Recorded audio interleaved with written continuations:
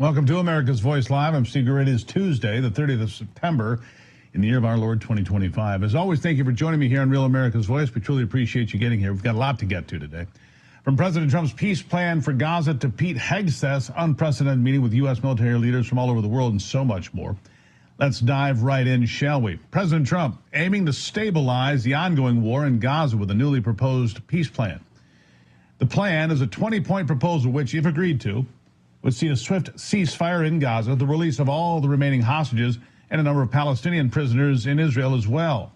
It also calls for an increased flow of humanitarian aid and the eventual transfer of control over the territory to an interim administration of Palestinian technocrats overseen by an international board of peace chaired by President Donald Trump. The plan ultimately disarms the terror organization known as Hamas and promises the reconstruction of Gaza from the ground up. Israeli Prime Minister Benjamin Netanyahu threw his support behind the peace plan. The question now is whether Hamas will agree as well. President Trump said that Hamas will have 3 or 4 days to make a decision and respond. And the president also stated that there's not much room for negotiation here, and that if the deal was denied, then he would give Israel the green light to do whatever they need to do, given the ongoing situation. Here with me to discuss this is former Navy SEAL and fellow at the Honor Foundation, Bill Brown, and former Army captain and founder of RestoreTheMilitary.com, Doug Truax. Gentlemen, thank you for being here. Thank you for having us. Thanks for having us on. All right, Doug, let me start with you here today. Let's talk about this plan. 20 points, pretty comprehensive. Benjamin Netanyahu was there at the White House yesterday. He said yes. Have not heard from Hamas yet, from my understanding. What is your initial takeaway? What's your gut feeling tell you about this? Well, it's tough with Hamas nowadays. It's totally decimated, and so it's kind of gets down to like who you're really dealing with at this point. I think that pushing the envelope as hard as you possibly can to get this over with is the right thing to do. And you know, there's a lot of pushback globally with the globalists against what Israel is doing, and so they're trying to offer up, hey, this is a reasonable plan going forward, and anybody should take it, and we get this thing concluded. If you're a leader of Hamas, we'll find an exit for you and all that stuff. But I tell you what, it's doubtful that anything great happens, other than it just keeps Israel gives them more space to keep doing what they're doing and get to a place where we avoid the next October 7th someday, and that's what they've always been after. So we'll see. It's great. It's a great new step, but you know, I wouldn't even say I'm cautiously optimistic. Somewhat always pessimistic with these cases, but Hamas needs to do something because they're on the downslope and they got to find an exit here pretty quick. Yeah, there's not much left to exit with at this point. You're right about that, Doug. Bill, let me get you to weigh in on this. Obviously, it's a 20-point plan. Donald Trump putting himself in charge of this operation for peace. What do you make of it? A lot of respect goes out to President Trump. He's done more on a historic level than anyone else to try to establish peace in the Middle East. You look at the Abraham Accords, where he was able to establish normal relationships with Israel, 4 Islamic countries. You look at what he's trying to broker now. Basically, here's the truth. There's a lot of moderate Arabs out there, and they want peace and prosperity. And they know they need Israel's help to redevelop. So that's what he's trying to do. President Trump's trying to make a deal here. He's trying to give them a way out. You know, he's trying to establish peace. And how is he trying to do that? Well, what is he trying to do? Number one, Hamas, they can't stay in power anymore. And so he's trying to give basically a plan where Hamas gets phased out, and he's developing leaders in the Arab world like Qatar and Saudi Arabia to help in this process.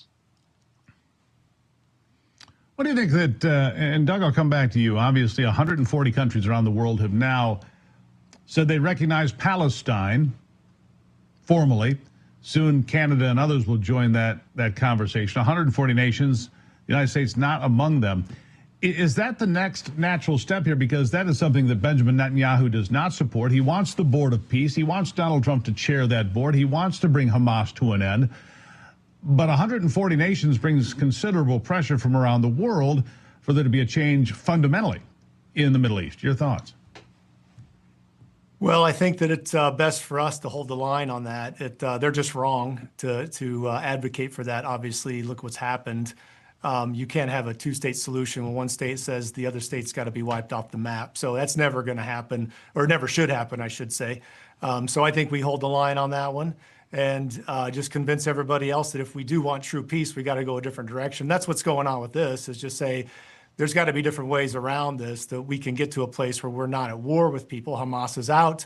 The people that are there are trying to rebuild and create a new environment. But, regardless of what those 140 think, it's not going to happen the way they want it to. That's just pie in the sky globalism. A lot of this is just like, hey, we don't like the Israelis, we don't like the Jewish state. So we're going to go after them perpetually. And so, yeah, you eventually arrive at a place of 140 nations. But hey, we're the superpower on the globe, and we're going to hold our ground.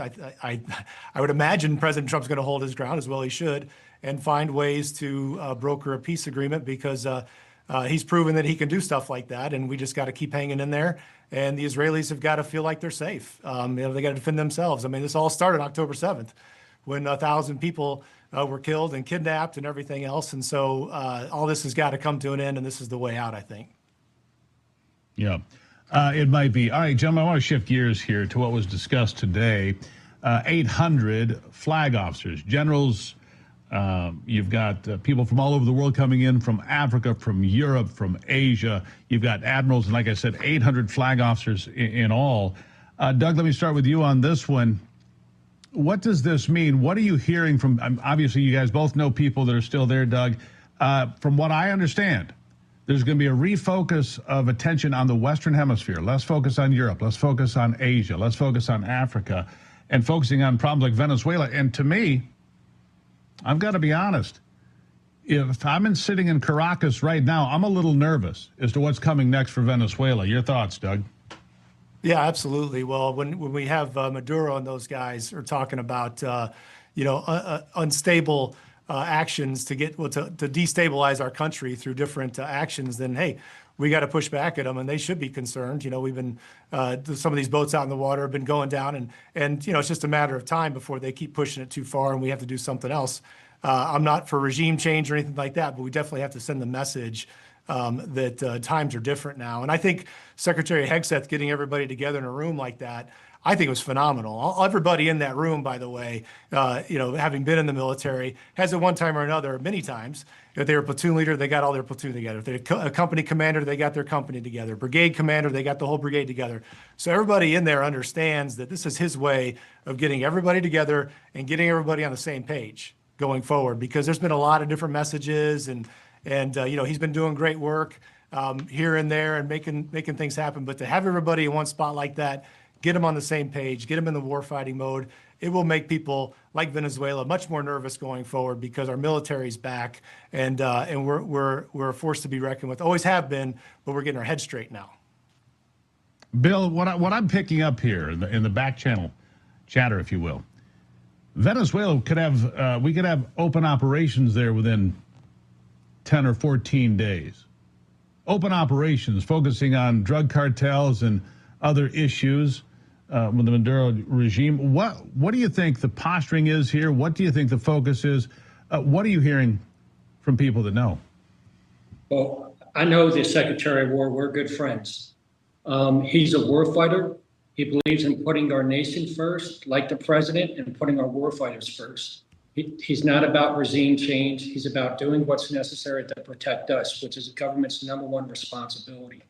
Now, you look at some of the narcotics that are coming through our border, our previously open borders, and you look at the harm and the families and the travesty in American lives that cost. The president and the Secretary of War are right for addressing that.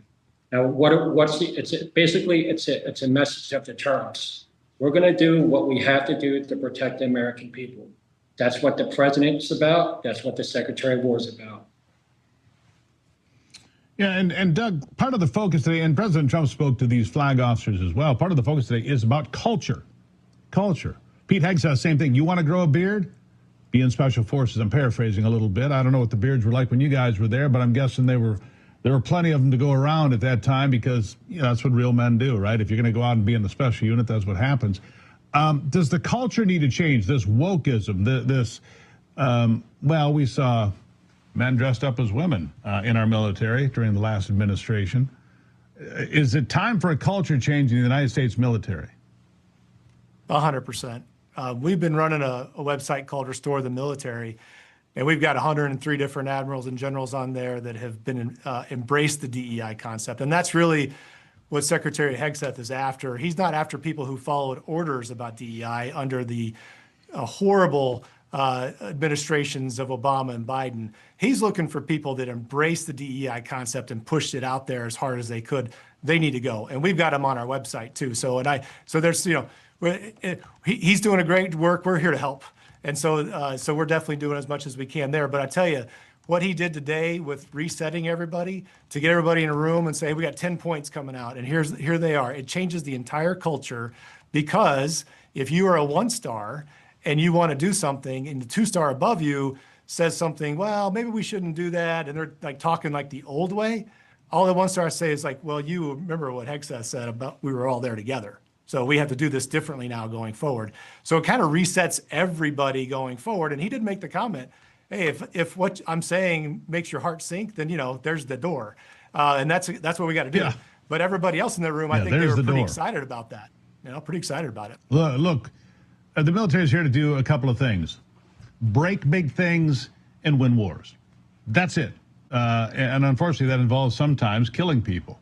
But that's what the military is there to do. It's the number one thing to do for this government, is to defend the people. Bill, I'm going to give you the last word here. Your thoughts on what you heard there today, and bring us home. Yeah, the Secretary of War, it's about command and control. That's what he's doing. He's getting command and control. It's about discipline. He's disciplining his leaders, and he's putting out a message out there. Number one, the highest standards. And that includes our officers. That includes the highest officers. You're going to meet the minimum PT standards across the board. Number two, guess what?